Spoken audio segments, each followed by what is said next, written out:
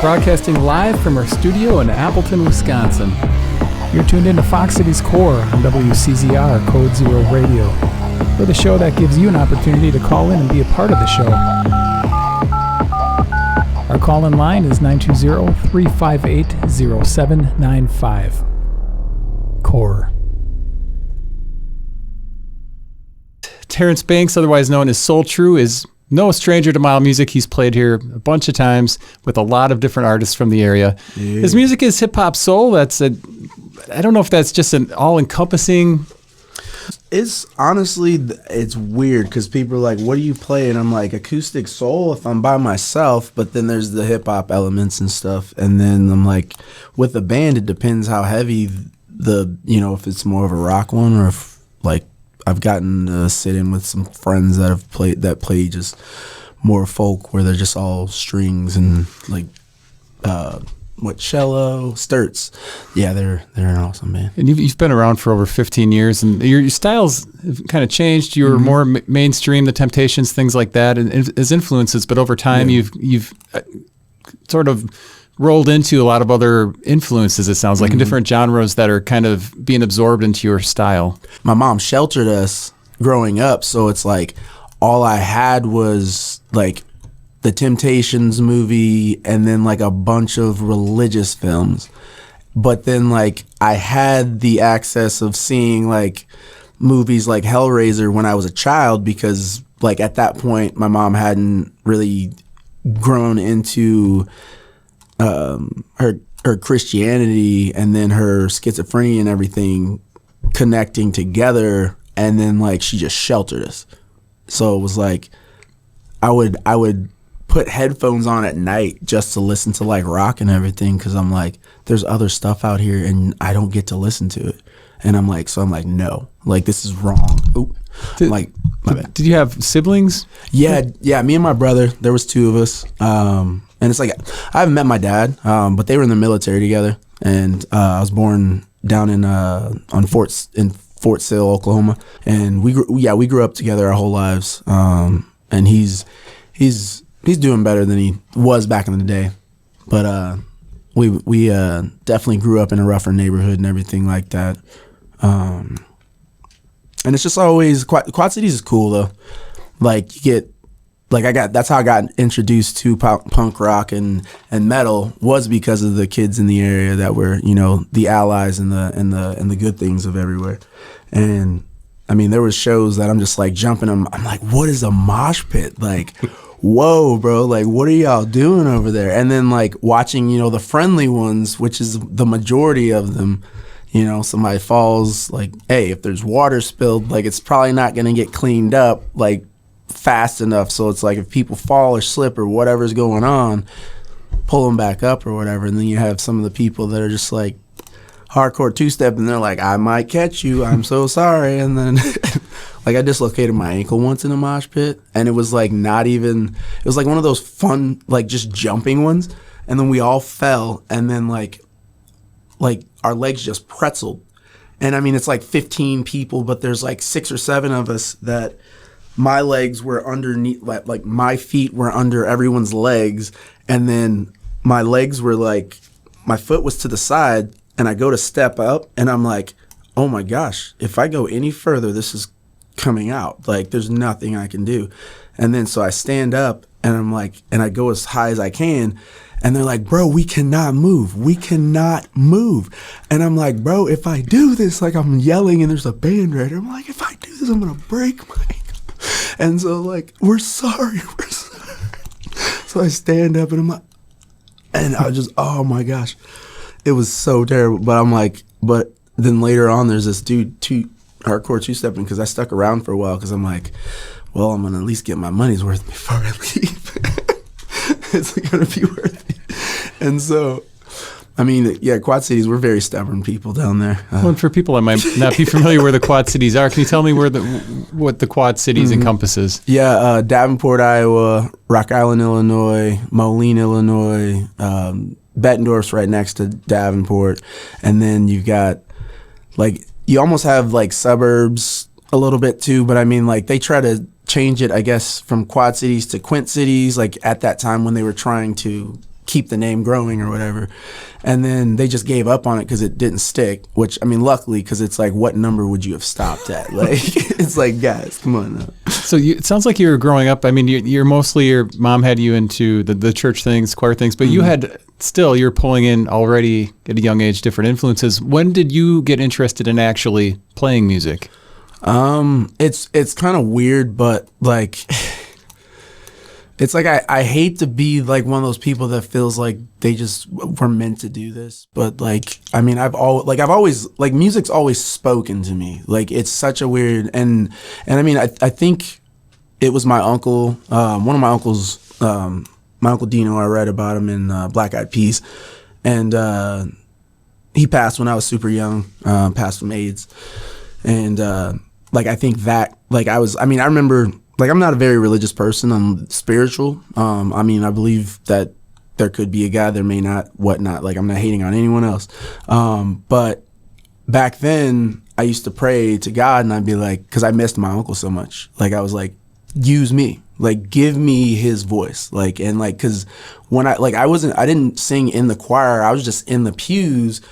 And then, like, you know, the family ear that I didn't, you know, that I was never realizing I was around, because I don't even think I saw my family jam ever. Like, they walked away a long time ago, and I'm like, they don't talk about it. Like, but yeah, sorry, what was the... When you actually got into music, or the urge to play yourself? So my uncle, I think back when I did that, like praying and everything, I think it was, I think then I kind of just locked in on music in my head, just because, I mean, where we grew up, it's like, grew up hearing gunshots, a lot of other things that inner city kids grow up dealing with. And I think for that, it was kind of like my release in space, because I at some point I started writing lyrics or just writing words, because we didn't communicate. I mean, my mom's schizophrenic and bipolar, so it's kind of an introverted mental space that she sits in, I guess. So there wasn't a lot of talking. Like, there was a lot of, especially if she was off her medication, it would be kind of and like there wouldn't be a lot of verbalizing and everything. So then it was just, I think I just became very introverted with that, and then just kind of started putting words to pages and stuff at some point. And then I think I was looking at like the insert from like a Brian McKnight book, and I was reading like the lines, and I'm like, oh, this is poetry. Like, all it is just you start singing it instead. Like, you put the emotion that if you were going to read it aloud, like, just switch it up, you know? And so then from there, I'm just like, now I'm writing songs, because like We's the first song I wrote, and it's just 2 chords, and it's cool, because some of my friends are like, I want to write a 2-chorded song, and I'm like, wait, what? Like, and I'm like, that's, you know. So you already knew how to play guitar. COVID forced me to get better, because I had nothing. I didn't have live shows. So I'm like, okay, like, I got to put it somewhere. And I'm like, cool, this is time to, because I used to lease them. Like, I worked at the library part-time in high school. And so I would lease guitars, but then I would have to take them back, because I would help my mom pay bills and stuff. So there was never consistently one at the house. Otherwise, trust me on that one. But I think, I mean, I learned a few chords, and it's like, I mean, I don't know, those little practices, they definitely obviously added up. But I think COVID helped my confidence, I guess, in it, because it just kind of made me sit with whatever was already there, and then just like own it, I guess. So, what was the hardest part for you about learning guitar? I mean, I think... Do you know theory, or just a couple chords? I just know a couple chords. Like, I mean, that's all I do is just... And then it's like, I'm there's a reason I'm like that one, we'll talk about that thing later. We won't talk on here. It's nothing bad. It's just, there's stuff I can't talk about with contracts and stuff. And it's like, that's what's, you know, sometimes it's personal stuff too, and sometimes it's not, so... And it's like, it's all love. But like, I've always felt music. And then like, I didn't know, like, I mean, the churches that we went to, like, one of them, my aunt was in that choir. Like I have family, like her husband goes to a whole different church in Rock Island, and she went to one in Davenport. And the church choir was like 12 people, and there was like 10 women and maybe 2 guys. And that whole church was just rocking. And I'm just like, I mean, I saw a kid playing drums at 9 that now, I mean, is one of the most talented artists in the Quad Cities, and like people barely know he exists, you know, because we don't have what Mile has helped do for this area here, you know. And but just seeing that, and I'm like, that's where my ear came from, you know. It's like these people have been doing this for years, and it's been passed down generation to generation of talent, and it's just sitting there in churches. And then we went to a revival in Rockford one day, and like my mom had this CD, had this I don't know what flower was on the top of it, but it didn't have the artist name on it at all, so I never knew who the artist was. I'm like, this is a beautiful project. And we go to this church in Rockford, and I can't remember the name of it. I mean, massive church. Pastors up there, and I guess for people that don't know, like certain revivals, can't remember. I think that one was just an overnight, but it's like you show up at like, I don't know, like 6 o'clock, and you might not get out of there till like midnight or 1. And I mean, it's mostly music, but there's, I think, at least one speaker, and then there's like there was probably I don't know, like 3 or 4 choirs. And it was kind of crazy because I remember sitting there and I'm like, man, their choir's big, but they're not like, they don't have power like we did with ours. Because you're like, you hear, unless, I mean, I don't know, might have been, maybe it could have been the mix too. Now that I'm thinking about it, I'm like, they might have had to mix them different than our smaller one. I mean, you brought up the Mile of Music thing about how I think a lot of people up in this area take Mile of Music sometimes for granted. Yeah. As far as just having that available for not only artists coming through, but for the local talent. Like it really does showcase a lot of the local talent here too. And you've played with a lot of those people, like outside of the Mile. Great. Yeah, it's awesome because I'm like, I mean, we walked into the bar on the Avenue to catch a window play, which Cody James, one of my buddies, and I mean now I'm just calling everybody else in the band my buddies now too. But yeah, I'm standing there and I'm just like filming, but then I'm like, all right, cool. Now I'm gonna check out this next song and just like hang out and just be a fan. And I'm like, and they're just shredding up there. I mean, they're all just getting it and just doing their thing. And I'm like, what is this area? It's like, I mean, I was at ABF one day and we were planning the set for the Gibson show tonight, and we get done talking, and the guy sitting next to me, he's like, hey, he's like, are you talking about music? Blah, blah, blah, this and that. And we get into a conversation, and I find out that he's a mailman that has a Grammy. Like, he lives in Appleton, and I think he's from West Allis originally, down in Milwaukee area.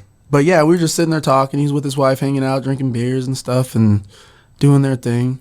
And then sat there for about an hour, just talked about, you know, why he walked away and all these things. And I'm like, I'll have to link you with him, because I'm like, he seemed like he was open to talk about it. Like, I'm like, man, that is cool. When somebody tells you that, do you believe them right away, or was there some doubt there? Because that's a pretty bold thing. Well, it's like she didn't open right into it, but it was like the timing of when they said it was like, yeah, I gotta hear. I was like, okay, you gotta explain this now, because it was like, because he wasn't even really bragging. It was just like, it's, you know, that Mile moment where you're like talking about music, and then because Blaze, I think, is the youngest. I think he's 15 or 16. I can't remember their ages all the way, because I know they're all under, I believe, 20 for Off-Brand Cereal. And I think, yeah, because he plays trombone and possibly a few other instruments. Well, I think the keys in the practice were sitting there, and he was sitting in on the trombone on songs, and then I think played keys on one other one. But I think that was what we were talking about, was the texture of what the instruments were going to be. And then he heard the brass section piece, and then he's like, I got to talk to them now. Yeah, my dream is going to be getting that guy on a song eventually, because I'm like, nah, like no, there's no way, like you're not doing, like I didn't ask him if he's doing music or not, but he might have mentioned it in passing with it. So. Eric Herm said Quad Cities Live, Fox Cities Live mashup. Bang bang, let's do it, y'all. Do you remember your first time coming to Appleton? Do you remember the first time you came into the city? I do not right now, because I can't. I'm pretty sure I think I've played before Mile, but I cannot remember because I've played so many shows here now. Like, so the first time you were here could have been outside of the Mile Music. Yeah, because I'm trying to think. It could have been one of the Fox River House shows, or it could have been Gibson, but I can't remember the order now because there's so many. Because this is I think my third Mile, and then. Because there's shows that got canceled because one of the Gibson shows, there was that squall that happened. So it's like, that's a show that I'm like, I didn't even play and I was here. And I think Gibson, I've done at least 2 of the rounds. And then, yeah, and I've played at least probably each Mile at Gibson, I think. And then, yeah. So I don't even know now. I'll have to get in my phone and look, honestly. Can you walk me through, if you don't remember the first time you're in Appleton, Yeah. can you walk me through your first time coming to Mile Music and what your thoughts were on the festival the first time you played that? Let me just turn this volume down, sorry.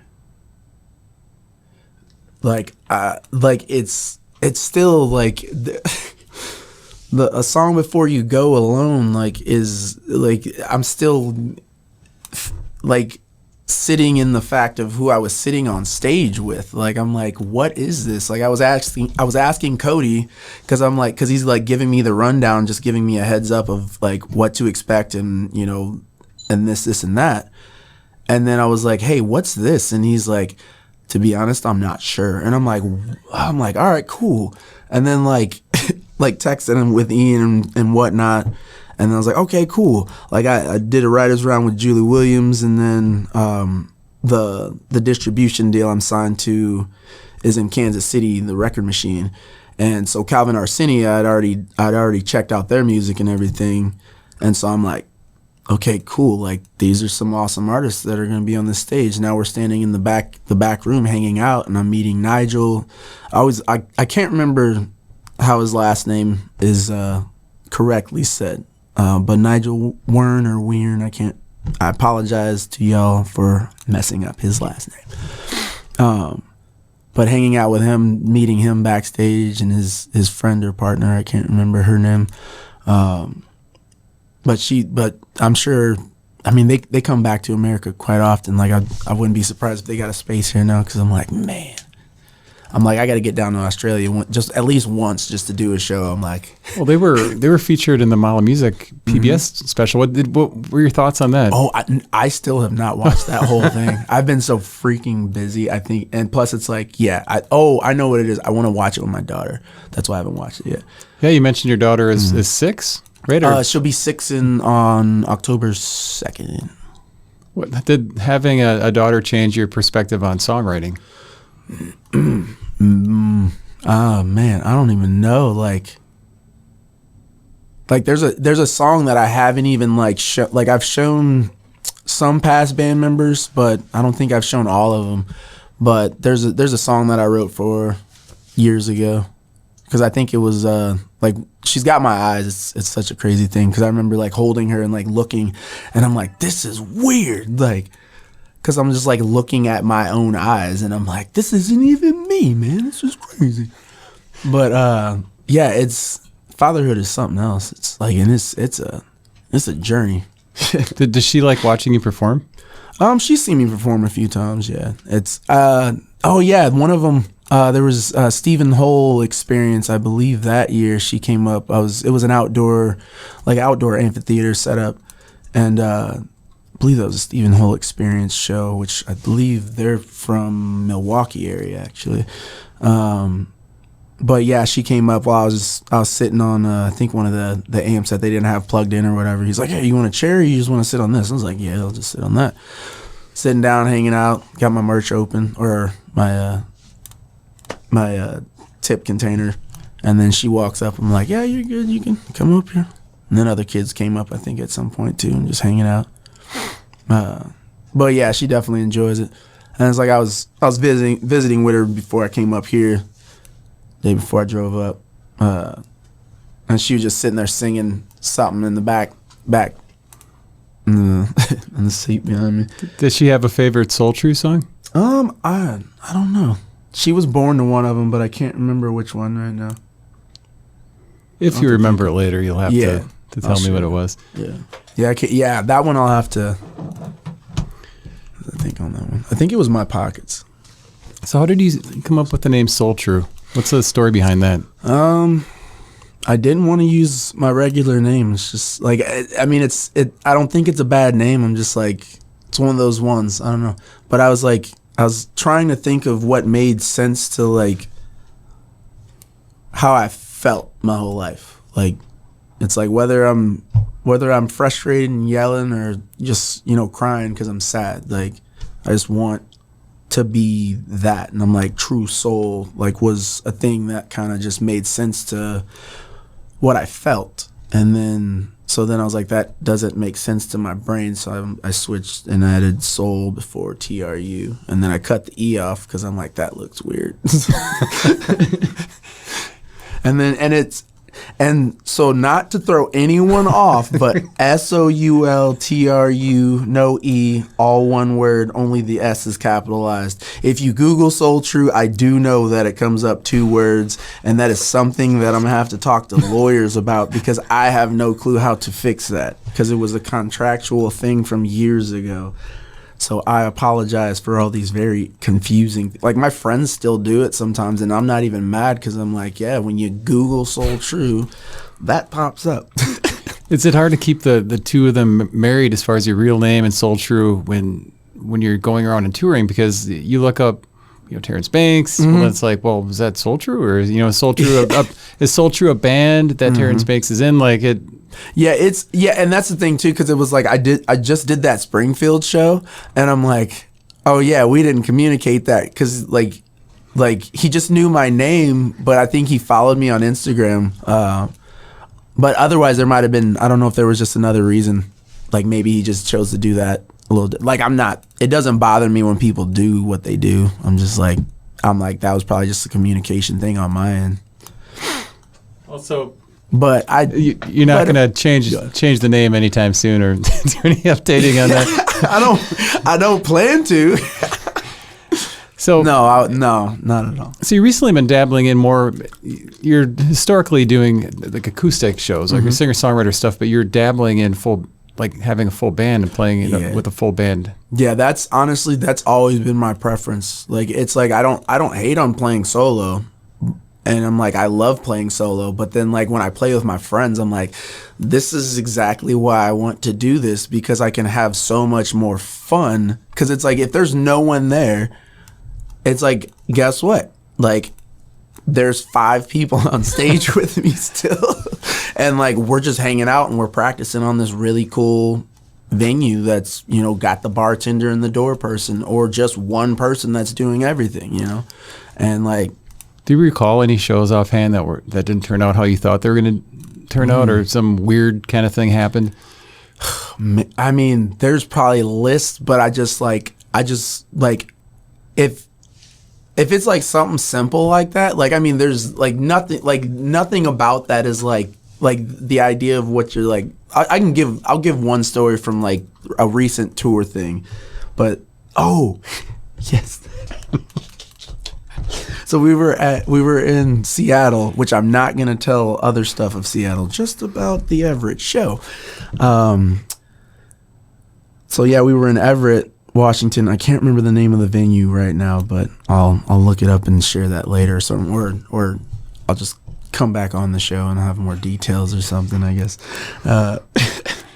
But we were playing, and like, the sound guy, like, which me and him are buddies now, like, because I ended up staying at his house, and he lived down in Seattle. You didn't know him at the time, though? No. Like, never met him before? Yeah. And so, like we're sitting there, and, like, this guy was, like super buzzed, and I didn't realize it, but, like, he, like, walks, like, he he told me he did music or something, but I think he might have actually ran sound at a few spots or something. I just don't really remember. This was like way in April, and I've had so many shows in between there, and my brain's just like, And so we're sitting there, and he's like, I think I should say something to the sound guy, because like he needs to turn down like this, like he's getting like detailed into it.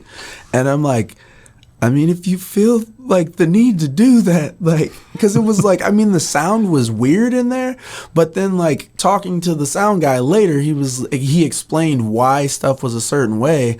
One, the thing was, I was worried like the sound was going to be way off. So I just went unplugged, because I was like, I didn't want it to like be something that was going to be a thing. When like if it was the sound guy, like they like if it was their first night and they're just trying to figure stuff out, like I had no clue without having this conversation that I'm like, well, he did just do that and say stuff, and then like the dude stormed out because it was like like I'm like, oh, that didn't, and then he was mad when he left because I heard him say something. I was like, oh, he shouldn't have said that, I guess. I'm like, because I didn't, like, I'm like, I have no clue, but I'm like, I don't know, like whatever. Because I'm like, I have no control over what you do. And it's like, the sound does sound weird, but I'm like, I've never played here before. So I'm like, I'm just standing out here. Like, because it was like loud in there and certain stuff. But then, yeah, it was just like, there was too much feedback of, I think, with the angles of how the band was set up and certain stuff. So it was like there wasn't time to make adjustments or something along those lines and stuff. Well, that's interesting, because then you get into the full band. So now you've got, other people playing with you. That is a good thing, because you've got friends, but then you've got the downside of now you've got more gears in the machine and more competing sounds. What's the hardest thing to play with not being able to hear vocals or your guitar? Usually for me, like especially now that I'm learning more, I don't hear my guitar enough, which I have to start remembering while I'm playing, because it's like otherwise plus I mean it's such a weird headspace, because like yesterday, like Ben Groovin's gonna be on the rest of my set, all the rest of the Soultru sets this weekend, but I had to play one of his backup guitars, because one of the I think the nut on the inside of my where the 1/4-inch plugs into that came loose. So I was like, we gotta fix this, and like he's like, oh, I can do it actually. So, but we just didn't have time to get it fixed before the show. So I'm learning to play this Taylor, I think it is, and it was pretty comfortable. But I was like, it wasn't my guitar, so I'm sitting there and I'm like, but then I was noticing, I'm like, which I mean, actually at that stage, now that I think about it, I could hear my guitar pretty well. But that's been the thing usually, because I can tend to hear myself usually, because that's all I usually focus on the vocals, because it's like I feel like I'm getting decent at guitar. It's like, I mean, my friends make me want to get better, so I'm like, but it's like I notice my mistakes and stuff too, so it's like, but especially on that guitar, I kept hitting the lower strings and stuff. Yeah, because the different guitars, the action, the height of the strings might be different, or the frets are a different size, and it's just if you're doing it by muscle memory, which I think, I don't know if you do that when you're playing, if your fingers just automatically know, like when you're singing a certain part, they just automatically go there, almost like a assembly line, I guess, kind of thing. Yeah, because it's such a weird thing too, because it's like I'm getting comfortable to where it's like, with playing with people, like me and Cody I think there was an open mic or something at, I can't remember what the name of that space is. I'm trying to think what's next door to it. Maybe next to 512, there's a spot. I can't remember. It's in that strip area right there. But anyway, we were in there, and me and Cody had never sat down, and like he's never noodled over one of the Soultru songs, and we were doing it, and it was like we're just hanging out having fun. It was like, get done, and we're like, why have we never done this? And I was like, it probably just wasn't time. I don't know, like But it sounded like, I mean, it sounded like we've been doing it for years, you know, and we hadn't, you know. So were you with Cody on you did like a dad tour or something? Yes. You were part of that? Yeah, the Midwest Dads tour. You have to tell me about that. Oh, man. You've done that a couple times, haven't you? You guys have toured around under that, or was it just once? Yeah, I think we did just the one off, because I can't remember if him and Brian Cherry's based out of the Milwaukee area. And so that's who the third dad was. And man, I'm gonna have to unlock some memories, because I'm like, man, like that was such a long time ago now too. Because Cody and I have played a few more shows together, and it's like even those I'm like, yeah, I gotta sit here and really think which one's where, and then because now it's like I'm doing shows with Traveling Suitcase and all the other Oshkosh homies, you know. So it's like they all start blending together, because sometimes they just show up to hang out and watch the show. So I'm like. But yeah, the Midwest Dads tour. Oh man. I think I remember playing we did Nashville. We did what was that? The Cobra in Nashville. Yeah, because we played that front room, and then I'm trying to think of where else we played. It's like, I think we had to have done a few up this way. I'll have to talk to Cody and remember all those. Yeah, because it was, and like the whole time we're just making dad. Obviously, you gotta make the dad jokes. But I imagine this part. If you're doing a tour like that, you kind of have to do that, right? Yeah. And then like Brian's got this like Brian is awesome, because he's got like, it's like you just envision Jimi Hendrix, but like in Brian, like, and then there's like just difference too. I mean, it's like I've obviously never met Jimi Hendrix, but I'm like, this is probably one of the closest things I'll meet to that, until I meet the next person that is like, oh, you may be actually Jimi Hendrix. I don't know, you know. So were your styles pretty similar then? All of ours, or like you and Cody and everybody else on the dad tour when you were doing that? Yeah, because let's see, Brian. I think Brian played electric guitar on most of his. I think he might have played acoustic, but yeah, he'd always have like a almost kind of like a reggae, like strummed melody going, and then he's like doing just some like Jimi Hendrix drawn out vocal line type stuff, and it's like and then he's kind of got this, like, I'd say this bare texture, because he's a good sized guy. So it's like you have this, like, there's like probably some more baritone power in there that it's just like, yeah, that's Brian. Let's go, baby. Well, you mentioned the Traveling Suitcase. So you're almost like a part of the local scene yourself, which is interesting, since you're 4 hours away from here. I think like 4.5.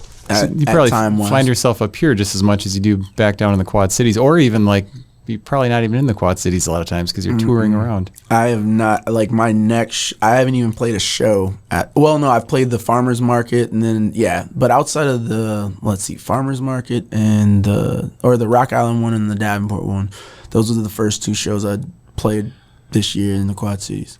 So tell me about your recordings. Was the first thing I see on Spotify is the DZ record session. Oh, what is that? So, oh man, that's a whole level of coolness. DZ Records. I can't remember what city they're based. I'm pretty sure they're Chicagoland still. And I can't remember what the original city was, because the guy had it in his basement. Like, it was a basement setup. I mean, beautiful. Like, if you could see the whole room in there. But actually, I think I can't remember if Holly did a session with them or not. But there's a ton of Chicago artists that have been on there, and then even touring bands, because honestly, you just hit them up, and then they give you the price that they charge for the whole session, and it's very affordable. But I mean, this was years ago. I'm actually in the process trying to set another one up. So, because I know they do. I can't remember if they did full bands back then, but now I know they have a bigger space and everything. So that's one of those things I want to get in there. But yeah, that session setup was really cool. It's just one man setup, running the mix and everything. I mean, gets it dialed in right before, probably just automatic settings, and adjusts. Does a little run through just to dial in a little bit more. And then there's a couple cameras on, I think, the swivel or however the tracks or whatever thing works. And then so I think he kind of moves around, and then. So that was your first official release then, right? Or did you have something before that? Oh man. First releases, honestly, my oldest stuff's probably on SoundCloud, if I think right. But yeah, Spotify wise, I'll have to look. I mean, how do you keep your music cataloged? Because it seems like a lot of artists, they like to put it, they put it through CD Baby or DistroKid, and then it's like, well, here's my discography. But you've got some stuff on SoundCloud, you've got some stuff on Spotify. If somebody's trying to track your career, yeah, it's trust me, the downsizing of that hasn't started yet, and it will. Well, it's like I would still be putting stuff on SoundCloud, but with the distribution deal I have, it's like, the contract says that I'm allowed to put it on there, but SoundCloud, for however the contract works between the two, there's this, like, I would literally have to get in contact with probably SoundCloud and the distribution, and it's like, that's someone else's job, and I don't want to do all that, because I'm like, I'm on a distribution deal where someone else is, I'm like. So how does that work? When you record something, you are giving them the rights to distribute it, to use it, and then, I mean, how does that benefit you, or does it benefit more the company that's the distributor? The distributor and the person that runs it. This is a pre-20. I think I've been signed to it since 2018, and then life has happened, and then because. It's been frustrating, to be honest. It really has. And I mean, it's one of those things, because it's not a bitter thing between us. It's just, it's a contract and we have to honor it. Right. And it's just like all the things that, I mean, people have heard about what life's been for me right now. And for other people, obviously, that have been around and you guys have seen and everything. But there's also a lot of stuff that I'm like, I don't even want to talk about some of the stuff that I have, like some of the stuff that I could share of members that have left. It's like, y'all would understand, but it's like, at the same time, I don't want to put that, like, that's other people's, if other people want to talk about it, then that's their choice. But it's like, I'm trying to, like, I've talked to people about what I've had to talk about, and then I'm like, now I'm just trying to move on and past it, because I'm like, I don't want to dislike people. And it's like, a lot of the moves that I've made was because I was protecting other people regardless of what they think now. And it's so frustrating. And that's why I'm like, I'm just going to come up here, and because it's like back home, it's like, I can't get people to respond that I have booked for shows. And then I'm like, I hit up people here and they're like, yeah, I'm available.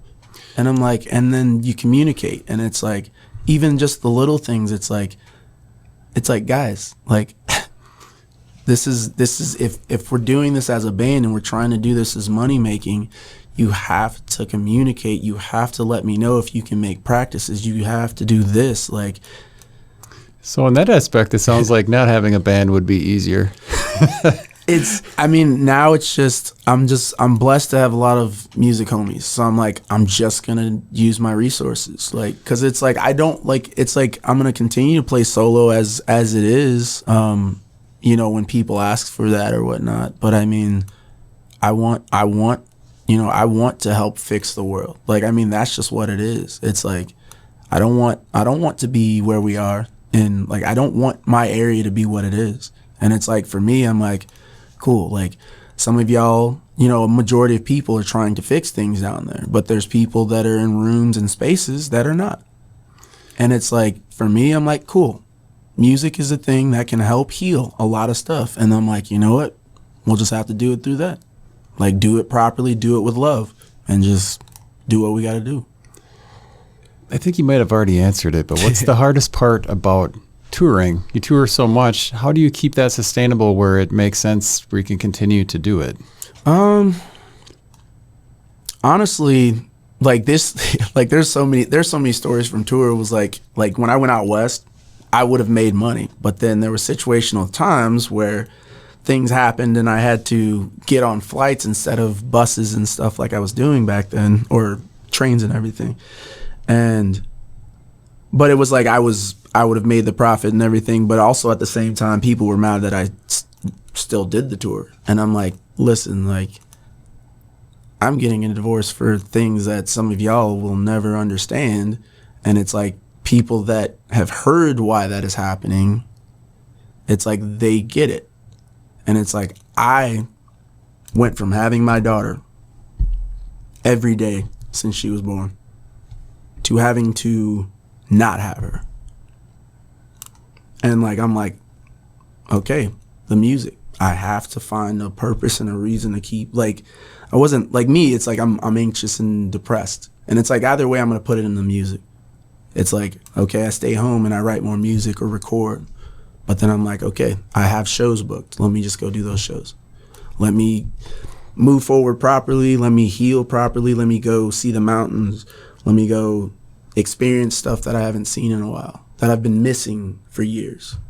But now with now it's solo, it's been easier to maneuver, like especially now it's like I can stay within here, and then the Midwest is very accessible overall, and like Cody and I, we've got shows coming up, and then I've got other shows that we're like, I'm booked into December at least a little bit for a lot of stuff, and then I'm going back out west in October for a little bit.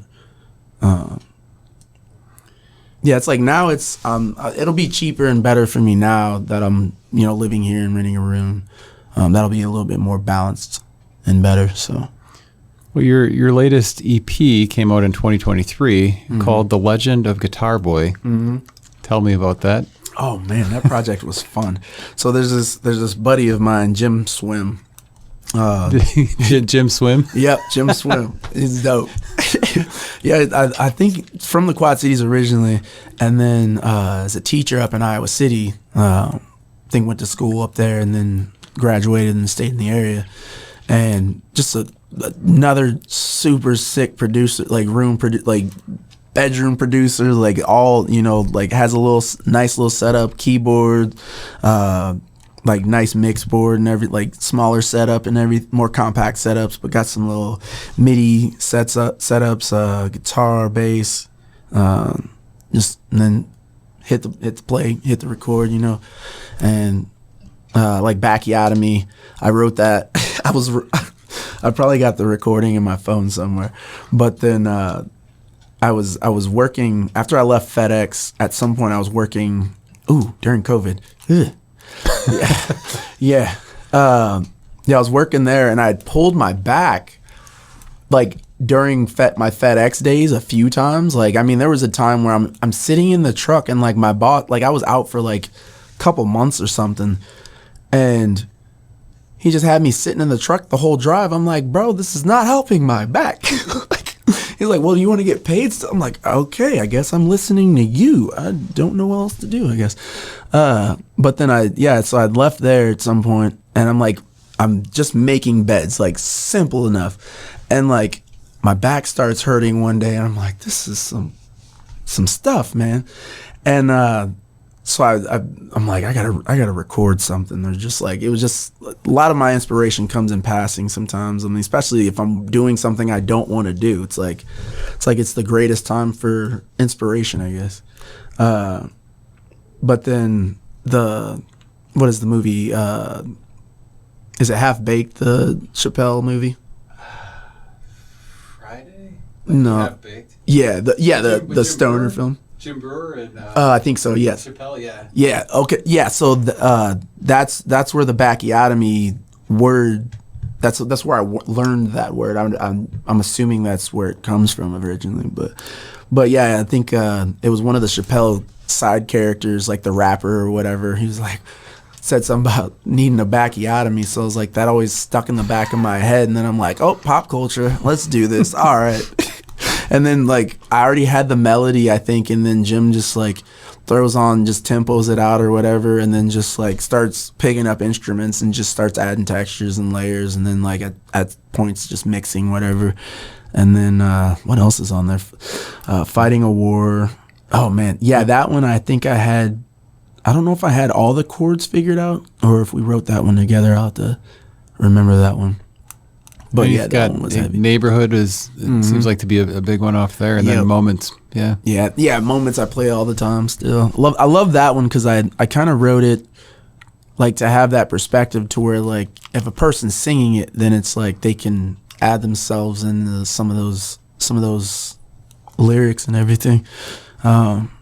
It's such a weird thing because songs just come to me. It's like I don't even like when I'm writing them, I'm like, there's no way this is not someone else's song already. I'm like who's sending me these from another lifetime or something? Because it's just like, and it's like even my newer stuff. Like I mean, it's like contractually. That's why I'm like I don't know when my song, like I don't have them all. Like we're finishing the LP, but I'm like there's personal stuff that they're dealing with that it's like I have, there's a family member that had passed, so I'm like, we'll just talk, in a couple weeks or something, so that way I don't want to. So how many tracks are going to be on the new EP? Is it going to be? Oh, my bad, Ed. We're going to do an LP, so it'll probably. That'll be nice. Good. Yeah, probably end up being 10. It'll end up being Come and Gone, Me and Mine, Black Eyed Peas, and then 4 of the 5 off of The Truth, and then the rest will be brand new. I think so. So 6 new songs. And will that be just digitally released, or are you going to do something like vinyl? Or I mean, honestly, at some point, I'm probably because it's going to be, the plan was going to be just doing full band, but then it's like with the contract, it's like the people have to give their rights away, and I don't want to do that to the people. So, because I'm like, it's like I wouldn't be in the contract if it was like if COVID didn't happen, So it's one of those things, and but yeah, it's been a fun time.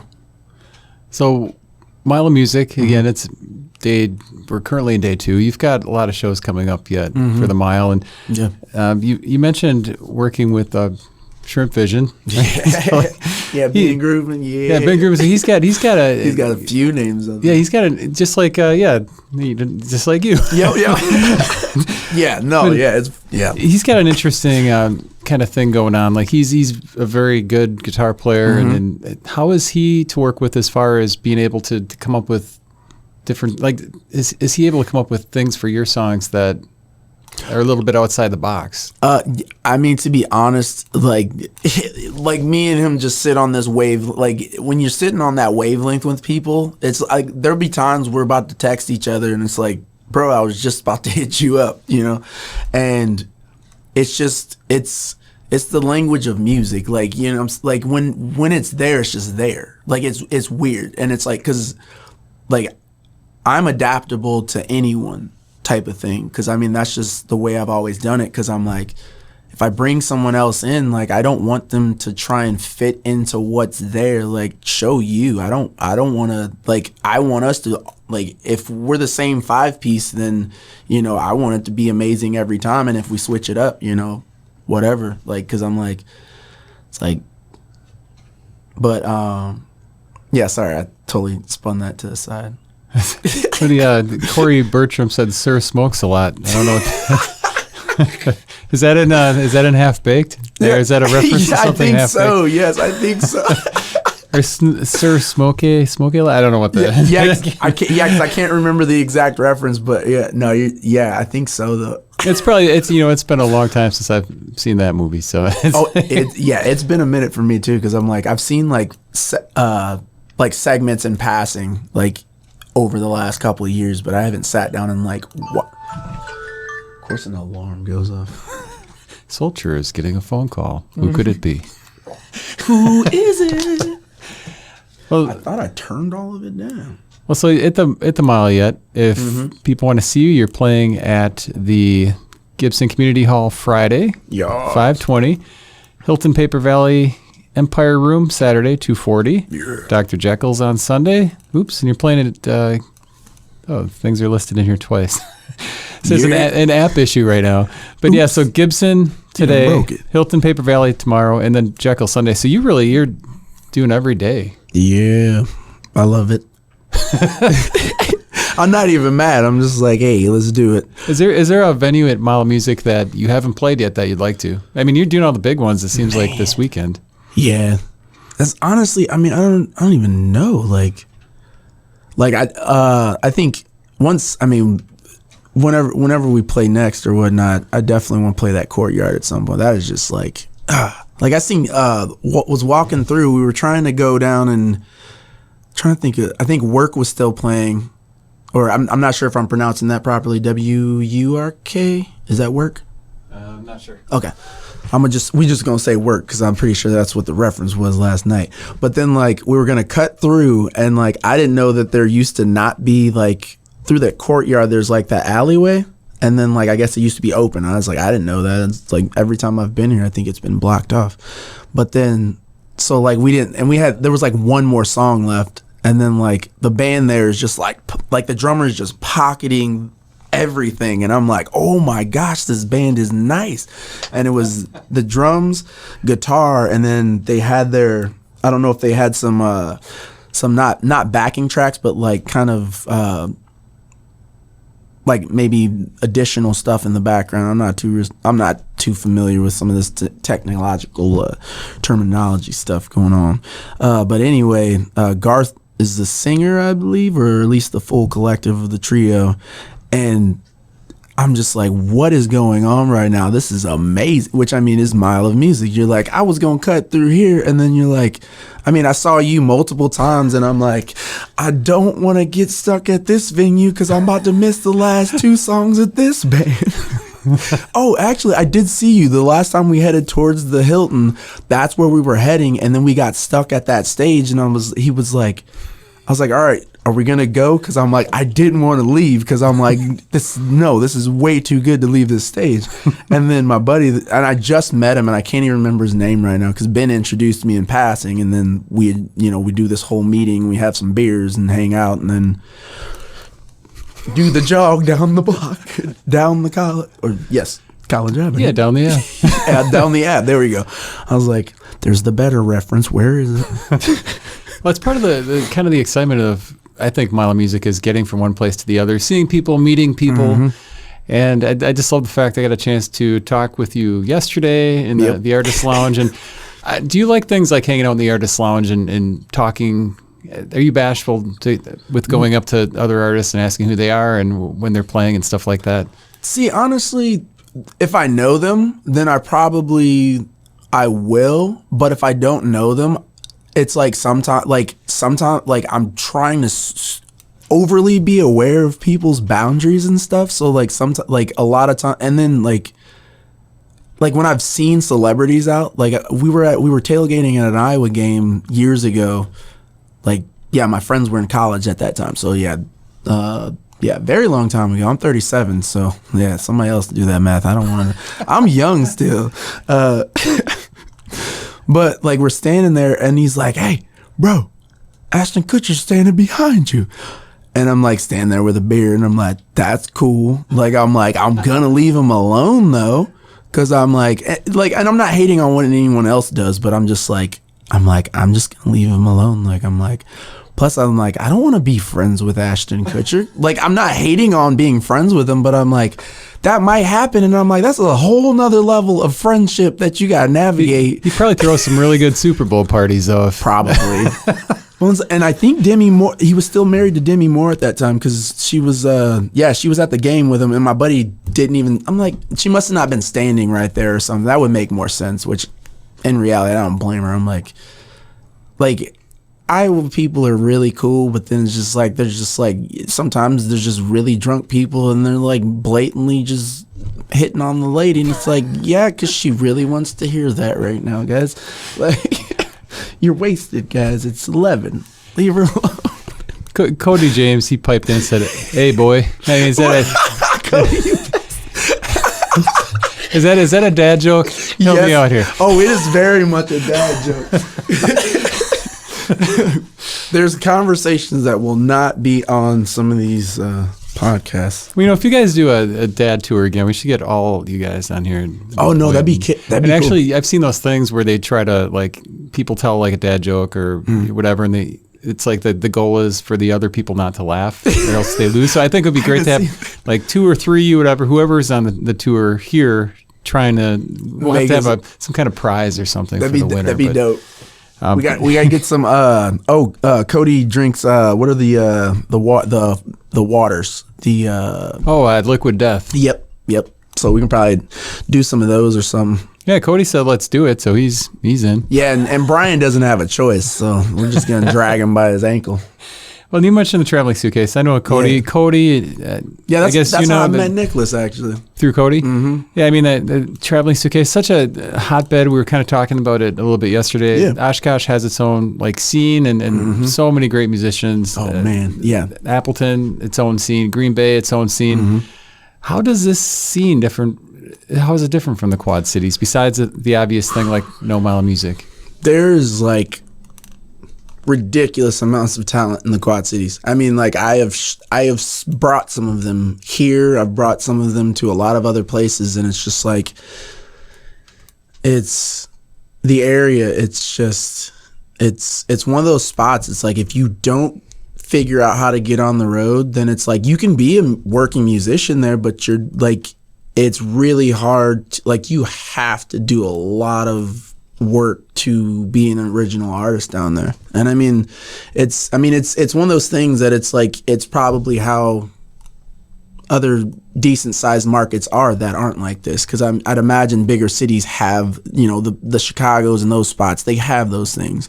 But when you have like how people have said, like you take Green Bay out and it's like X amount of population, then it's like, oh yeah, that makes sense, you know. But even then, it's like if y'all like, you know, with people saying how things may have used to have been versus now, it's like there's a scene, you know, everything's mostly original music, and it's like, yeah, like that's what I want, and I mean that's what people. It's like down there, it's like people only want to hear cover, and I mean it's like other spots. Like I was out in Buffalo, New York, and I was with the house show host. Who I did not know is who they are. And I'm like, oh my Lord. Like I stayed at the guy's house, played the show in his yard. And then he's like, yeah, Lake Street Dive stayed here and played here. And Michael Franti. And I'm like, wait, what? and then so we go in and they had like Burger Fest, because there's a city called Hamburg, and we're sitting there. Yeah, I'm like, and we didn't get to go check it out because we were doing the show. And he's like, yeah, he's like, sorry, I didn't realize the weekend's like the timing of it or whatever. And I was like, no, you're good. We'll do another one at some other point. And but like we went in there on the way from like, where'd we go? Oh, there was a so I did not know what Babeville was until like Adeem the artist and I had went there to play at Ninth Ward's, the venue in the basement. And is it Ani or Annie DeFranco? I've heard forget. both. Okay. I think it's Ani, but okay. And I think it is too, because I always ask other people just because I'm like, it doesn't stick yet, and I'm like, and really she can just say it's any way you want to say it, right? Right. Yeah. True. Yeah, and then it's like, dang it, I've been doing this whole time for nothing. But yeah, so like we pull up and it's like I'm seeing this just massive church, and I'm like, oh, this thing is beautiful, you know. It's like, and then we pull into the parking lot and I'm like, oh, and then I'm like, oh, this is a venue that used to be a church, and they used to go there and like grew up in that church. And then I don't know the process of Righteous Babe and everything, but like, and he was like, Marty, the guy that I stayed with, was telling me, and then like, oh my gosh, like it's such an insane place, because you're just like, the world is so small every time you do something, you know, and in the best way. But yeah, we go downstairs, and it's a listening room down there, and then they show us the green room, and there's 2 big green rooms, and then the hallway is, I think, mostly Righteous Babe like photos and stuff, and just like I'm just sitting there and I'm like, wow, like I'm like, I have no, like, because I think I only recently learned about them probably at some point during, like, probably before Mile of Music, because I think some of the artists like Joey Clark is signed to the label Righteous. Righteous Babe, and we've become friends and everything. Like this Toledo show that I'm doing later this year they reached out because they were like, "Hey, Joy threw your name to check out people to bring through," and I'm like, like dry emails from just amazing people because some of your friends just like, and they're just paying it forward because they're like, you'll check this person out. They may or may not have earned it, but I want to help them, because other people have helped me. Like, my buddy Chesky Ramos, dude's an amazing artist, and like I did not know he's like friends with Fat Mike from NoFX, and I'm just like. And it's like had my buddy Eric Murphy not given me an opportunity to open for that guy and do that show, like I would not probably have been on my own music. Because it's like there's a possibility, but it's like without that connection of getting out of my area and expanding and growing in all these other areas slowly, all just added and stacked to that, and then everything else now. It's interesting because like the music the music business, in my opinion, is a lot of networking, a lot of chance, being in the right place at the right time. Exactly. And being willing to get outside your box. I think a lot of great artists that sit in their basements or in their house, they write great albums and they expect they're going to somebody's going to stumble upon them or hear it, but it doesn't. Like how often that probably happens, but not. Yeah, not as often as it's like now it's like social media and like it's such a crazy thing. Like there was a guy that like some of my music videos back when the algorithm was, you would see every post.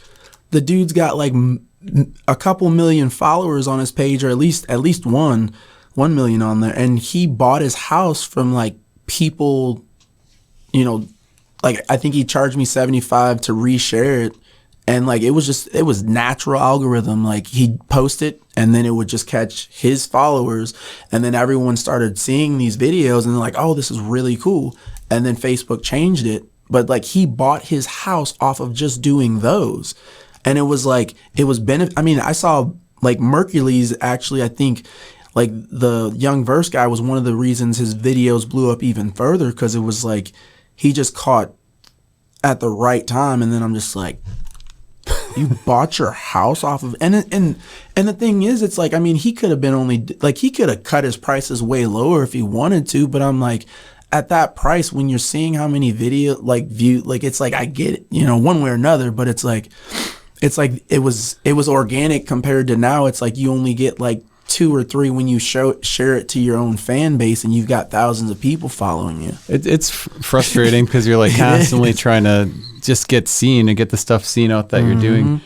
You've got some videos you've done yourself. Meaning that you've got videos that are Soultru videos that are out there that people can watch. Yeah.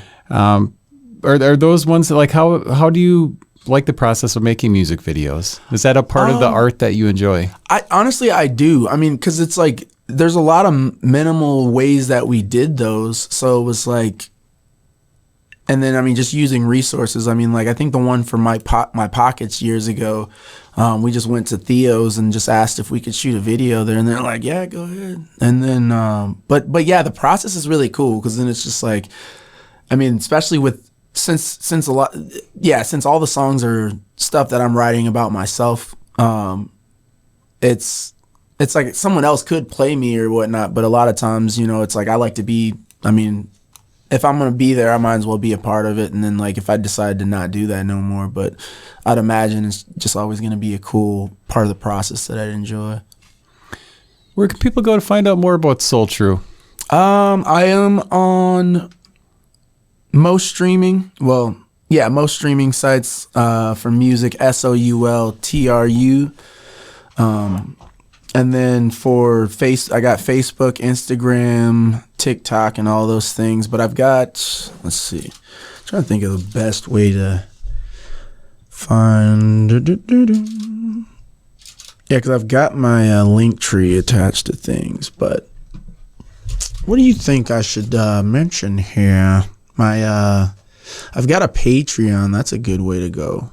Soultru, but I'm gonna Patreon, like, what are your experiences with Patreon? I'm super new to it, But I'm like, it's so far I've liked how accessible and everything it is, and quick just to throw something on there. Like it seems like it gets up there pretty quickly to release something. For those that might not know, Patreon is it's almost a subscription where you can reach people directly. So if somebody was a fan of you, they could directly support you as much as they want, right? Like I don't know if you set the prices or if.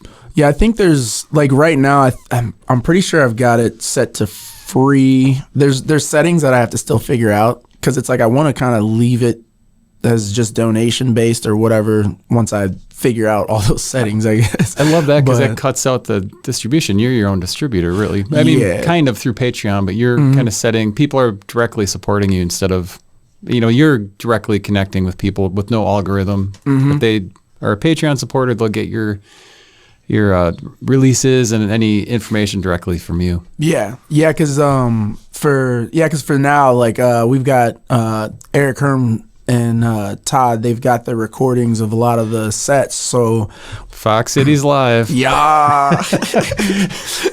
so they're like, hey, we got these recordings and stuff. If you want to throw them up, I'm like, yes, I will take those but I've got a bunch of footage and photos and just I've even got new songs and stuff that I've kind of just like did recordings specifically just to throw on Patreon. That just one night I was just jamming and hanging out and like even freestyle beatboxing or whatever and stuff. I haven't even listened to them since, so I'm like, I'm gonna have to go back through and edit a little bit. But then, I plan on just putting a lot of the Pacific Northwest photos and videos, and then a lot of, you'll be able to see a lot of bands on there and stuff and check out things on there as well. And then eventually I'll get a podcast set up and kind of probably just throw that up on there and a few other things so that way people can stay active. And because I mean it just sends it out as an email, so it kind of just gives you a nice little update when there's something brand new. So and I'll just do that. So.